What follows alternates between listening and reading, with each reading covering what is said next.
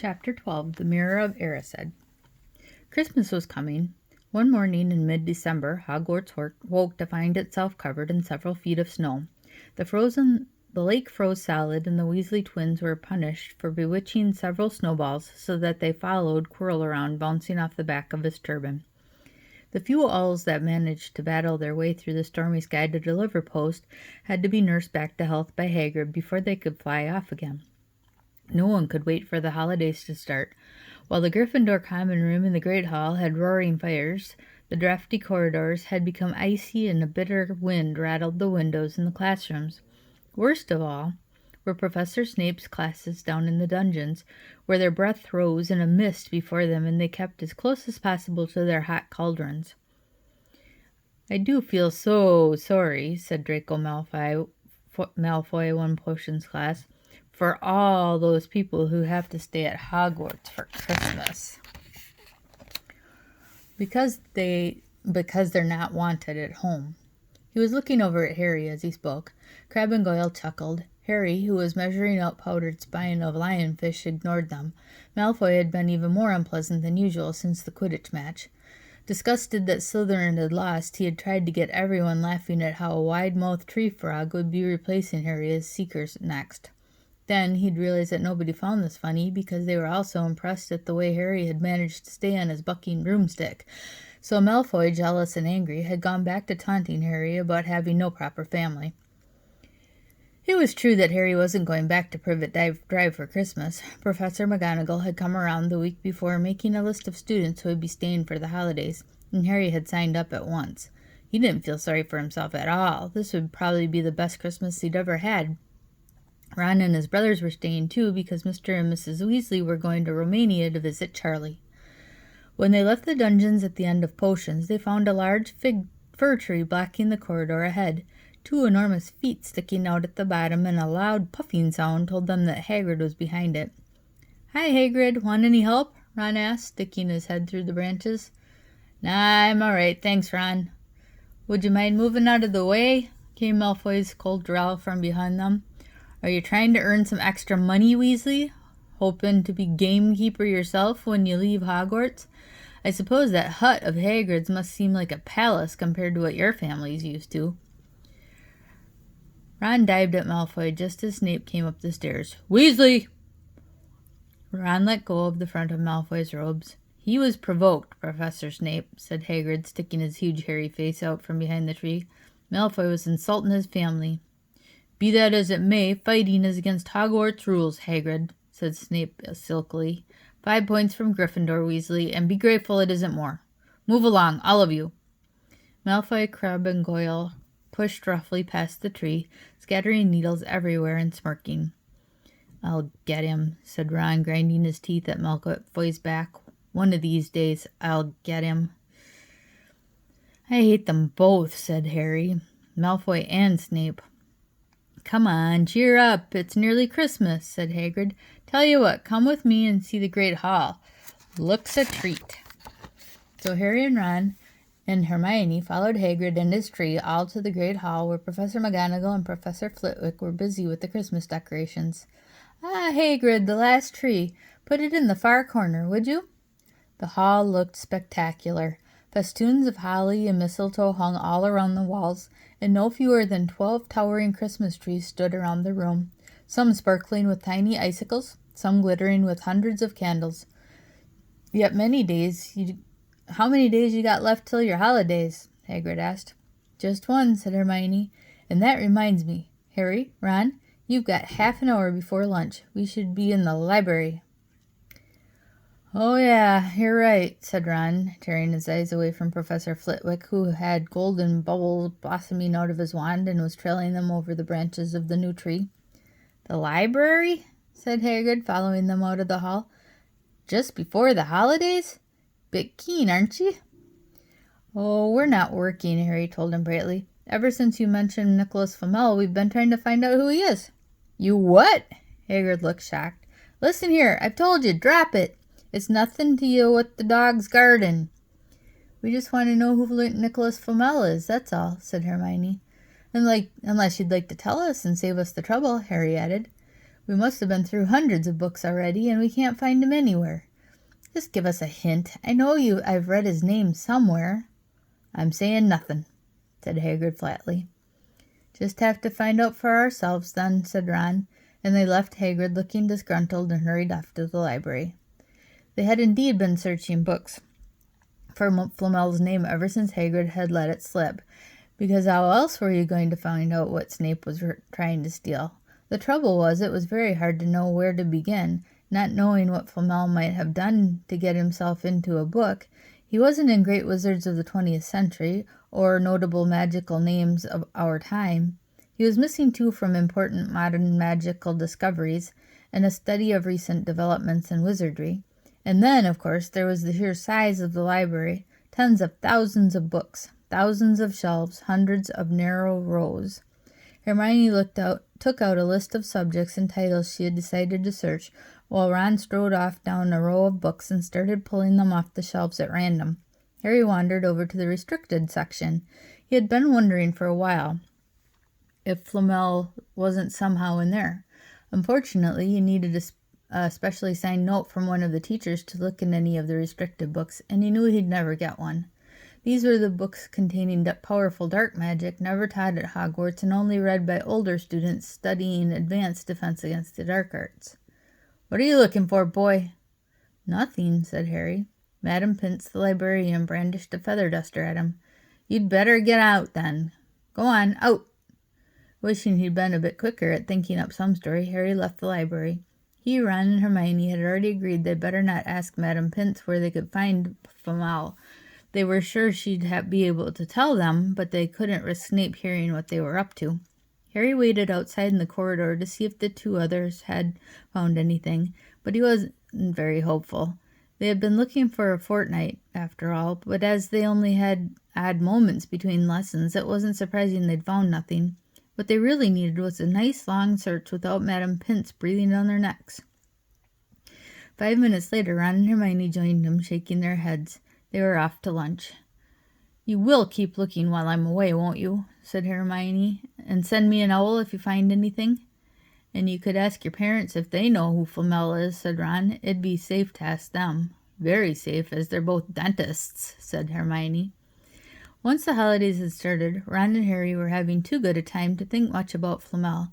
They had the dormitory to themselves, and the common room was far emptier than usual, so they were able to get the good armchairs by the fire.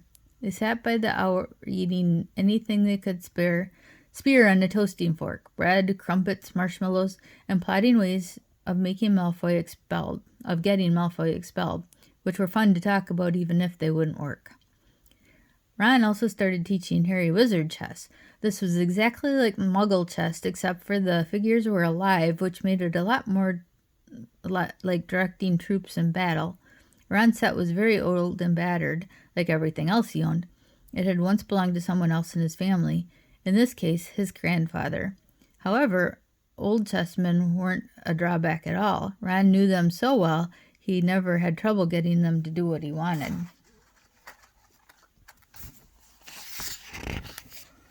Harry played with chessmen Seamus Finnegan had lent him, and they didn't trust him at all. He wasn't a very good player yet, and they kept shouting different bits of advice at him, which was confusing. "Don't send me there! Can't you see his knight? Send him! We can afford to lose him." On Christmas Eve, Harry went to bed looking forward to the next day for the food and the fun, but not expecting any presents at all. When he woke up early next morning, however, the first thing he saw was a small pile of packages at the foot of his bed. "Happy Christmas," said Ron sleepily as Harry scrambled out of bed and pulled on his dressing gown. "You too," said Harry. "Will you look at this? I've got some presents." "What did you expect, turnips?" said Ron, turning to his own pile, which was a lot bigger than Harry's. Harry picked up the top parcel. It was wrapped in thick brown paper, and scrawled across it was "To Harry from Hagrid." Inside was a roughly cut wooden flute. Hagrid had obviously whittled it himself. Harry blew it. It sounded a bit like an owl. A second very small parcel contained a note. "We received your message and enclosed our Christmas present from Uncle Vernon and Aunt Petunia." Seal-taped to the note was a 50-pence piece. "That's friendly," said Harry. Ron was fascinated by the 50 pence. "Weird," he said. "What a shape." This is money? You can keep it, said Harry, laughing at how pleased Ron was. Hagrid and my aunt and uncle. So who sent these? I think I know who that one's from, said Ron, going a bit pink and pointing to a very lumpy parcel. My mom. I told her you didn't expect any presents, and... Oh, no, he groaned. She's made you a Weasley jumper. Harry had torn open the parcel to find a thick, hand-knitted sweater in emerald green and a large box of homemade fudge. Every year she makes us a jumper, said Ron, unwrapping his own, and mine's always maroon. That's really nice of her, said Harry, trying the fudge, which was very tasty. His next present also contained sweets, a large box of chocolate frogs from Hermione. That's left only one parcel. Harry picked it up and felt it. It was very light. He unwrapped it. Something fluid and silvery gray went slithering to the floor, where it lay in gleaming folds. Ron gasped. I've heard of those, he said in a hushed voice, dropping the box of every flavor beans he'd gotten from Hermione. If that's what I think it is, they're really rare and really valuable. What is it? Harry picked the shiny silvery cloth off the floor. It was strange to the touch, like water woven into material. It's an invisibility cloak, said Ron, a look of awe on his face. I'm sure it is. Try it on. Harry threw the cloak around his shoulders, and Ron gave a yell. It is! Look down! Harry looked down at his feet, but they were gone. He dashed to the mirror. Sure enough, his reflection looked back at him, just his head suspended in midair, his body completely invisible. He pulled the cloak over his head, and his reflection vanished completely. There's a note, said Ron suddenly. A note fell out of it. Harry pulled off the cloak and seized the letter, written in narrow, loopy writing he had never seen before, and on it were the following words. Your father left this in my possession before he died. It is time it was returned to you. Use it well. A very Merry Christmas to you. There was no signature. Harry stared at the note. Ron was admiring the cloak. I'd give anything for one of those, he said. Anything. What's the matter? Nothing, said Harry. He felt very strange. Who had sent the cloak? Had it really once belonged to his father? Before he could say or think anything else, the dormitory door was flung open, and Fred and George Weasley bounded in. Harry stuffed the cloak quickly out of sight. He didn't feel like sharing it with anyone else. Merry Christmas! Hey, look! Harry's got a Weasley jumper, too! Fred and George were wearing blue jumpers, one with the yellow F on it, the other with a large yellow G. Harry's is better than ours, though, said Fred, holding up Harry's jumper. She obviously makes more of an effort if you're not family. Why aren't you wearing yours, Ron? George demanded. Come on, get it on. They're lovely and warm. I hate maroon, Ron moaned half-heartedly as he pulled it over his head.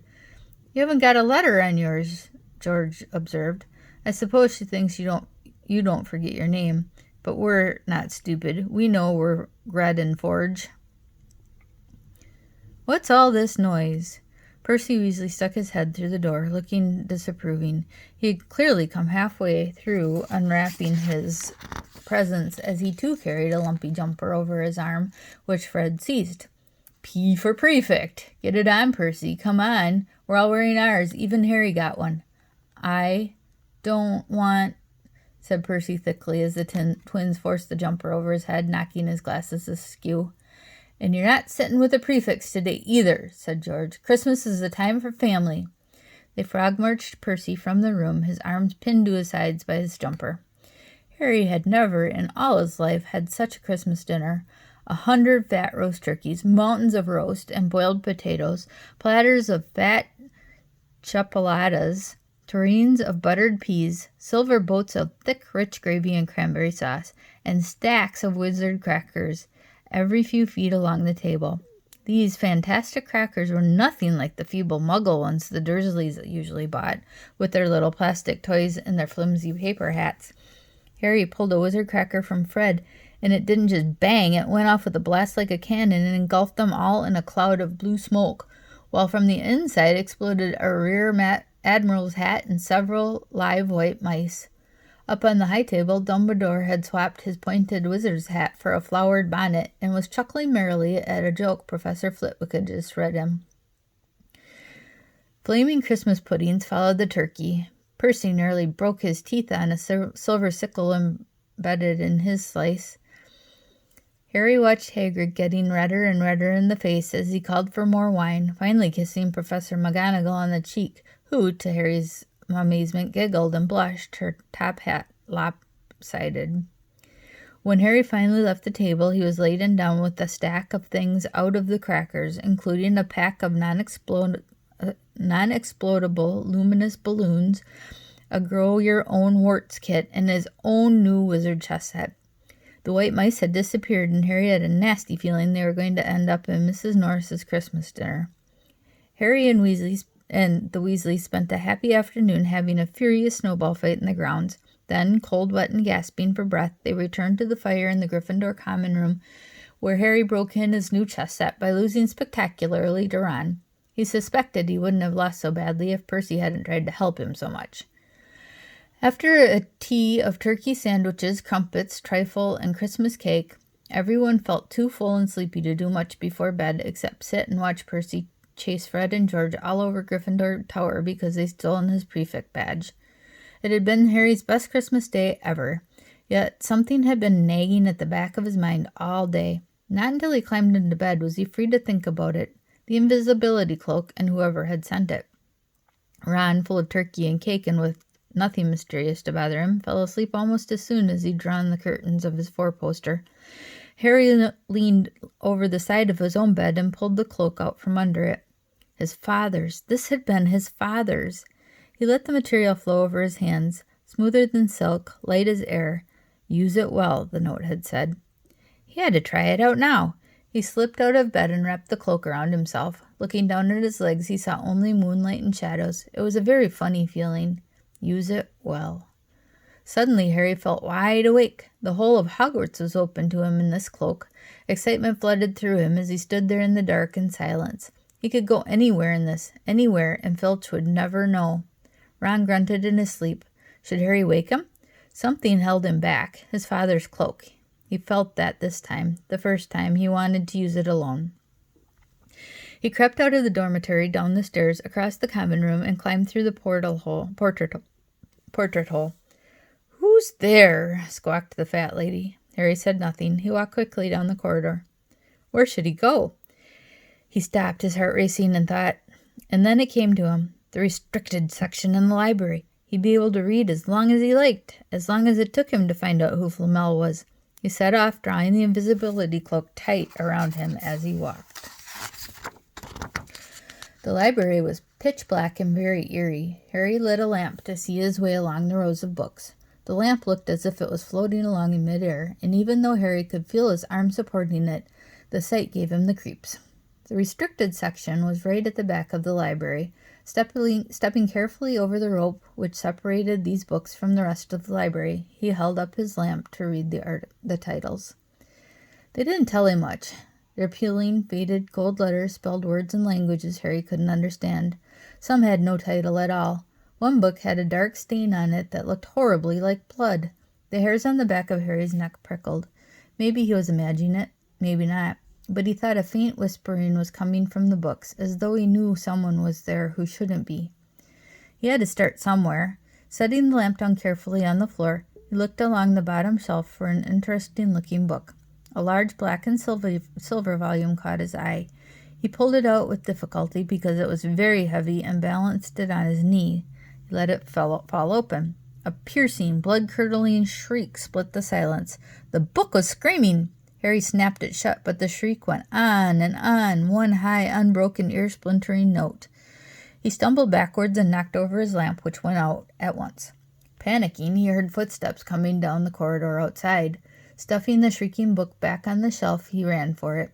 He passed Filch almost in the doorway. Filch's pale, wide eyes looked straight through him, and Harry slipped under Filch's outreached arm and streaked off up the corridor, the book's shriek still ringing in his ears. He came to a sudden halt in front of a tall suit of armor. He'd been so busy looking away getting away from the library, he hadn't paid attention to where he was going. Perhaps because it was dark, he didn't recognize where he was at all. There was a suit of armor near the kitchens, he knew, but he must be 5 floors above there. You asked me to come directly to you, Professor, if anyone was wandering around at night, and somebody's been in the library. Restricted section.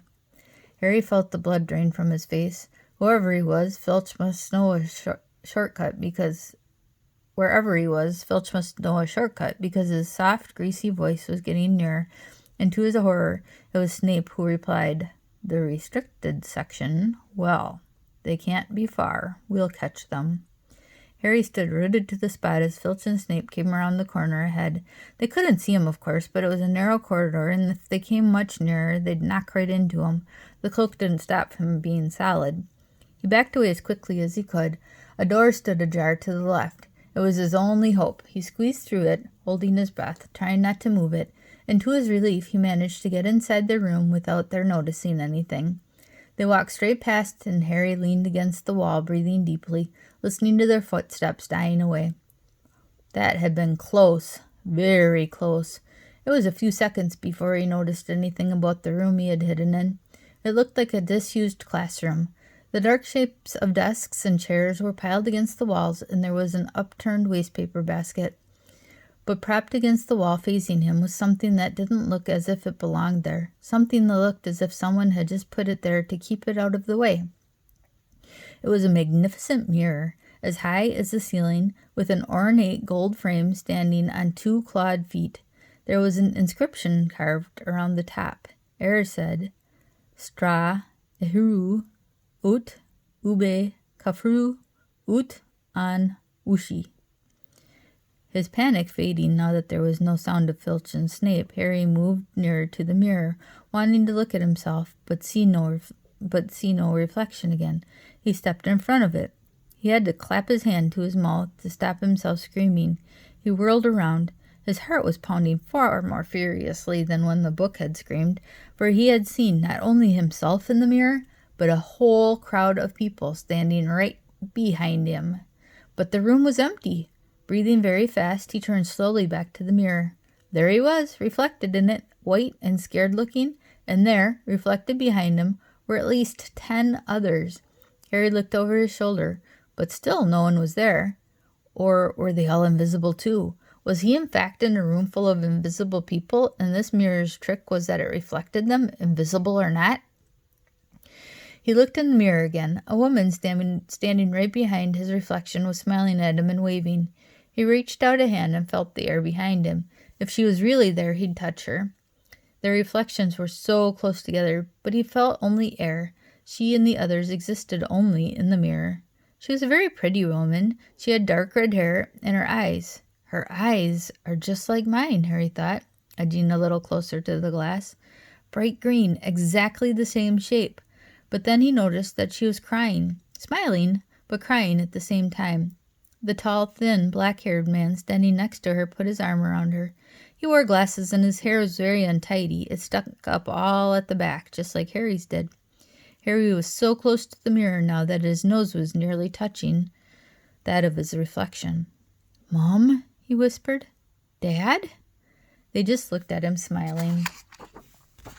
And slowly, Harry looked into the faces of the other people in the mirror and saw other pairs of green eyes like his, other noses like his, even a little old man who looked as though he had Harry's knobby knees. Harry was looking at his family for the first time in his life.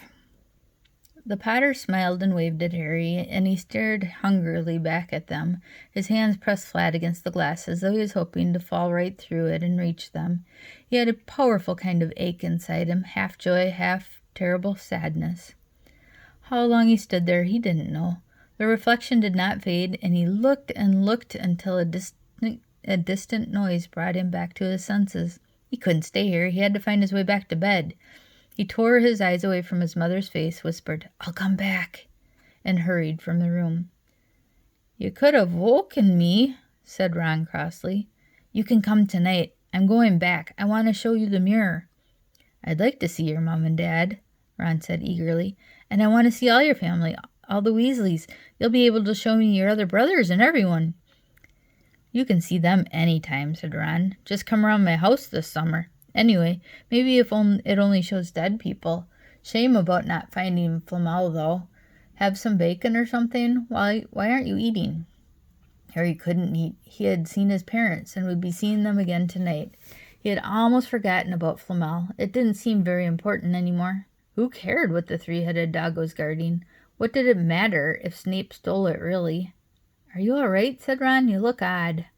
What Harry feared most was that he might not be able to find the mirror room again. With Ron covered in the cloak, too, they had walked much more slowly next night. They tried retracing Harry's route from the library, wandering around the dark passages for nearly an hour. "I'm freezing," said Ron. "Let's forget it and go back." "No," Harry hissed. "I know it's here somewhere." They passed the ghost of a tall witch gliding in the opposite direction, but saw no one else. Just as Ron started moaning that his feet were dead with cold, Harry spotted the suit of armor. "It's here, just here, yes!" They pulled the door open. Harry dropped the cloak from around his shoulders and ran to the mirror. There they were, his mother and father, beamed at the sight of him.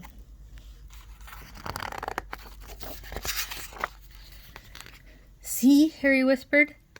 "I can't see anything. Look at them all. There are loads of them. I can only see you.